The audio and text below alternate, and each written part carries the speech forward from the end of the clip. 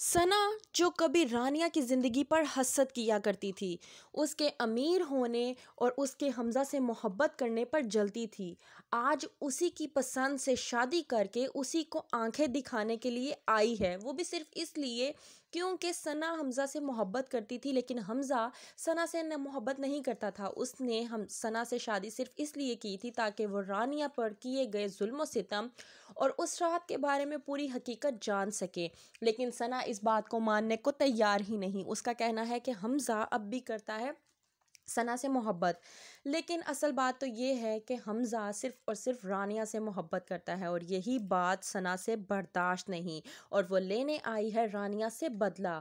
उसे कहती है तुम एक इंतहाई घटिया किस्म की औरत हो जो शादी होने के बावजूद दूसरों के खावंदों पर नज़र जमाए बैठी हो। दूसरी तरफ रानिया के ताया जान निहाल दानिश को रेस्टोरेंट में किसी और औरत के साथ खाना खाते हुए देख लेते हैं, जिसकी बिना पर उन्हें शक हो जाता है कि रानिया किसी बहुत बड़ी मुसीबत में है। और हमज़ा जो कुछ भी कहता है रानिया को लेकर वो एकदम ठीक कहता है। हम ही हैं जो हमज़ा की बात को मानने को तैयार ही नहीं।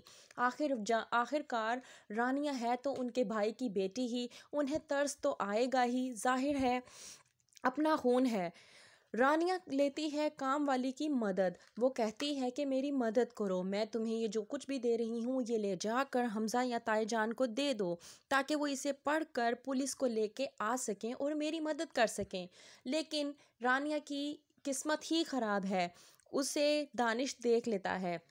काम वाली को कहता है कि अगर तुमने ऐसा कुछ भी करने की कोशिश की तो तुम भी अपनी जान से हाथ गंवा बैठोगी। यहाँ नवाब आती है रानिया के पास, उसे लगाती है थप्पड़ और कहती है कि आज तो तुमने मेरी बेटी पर हाथ उठा लिया, लेकिन आइंदा कभी अगर तुमने मेरी बेटी पर हाथ उठाने की कोशिश की तो मैं तुम्हारे हाथ तोड़ दूंगी।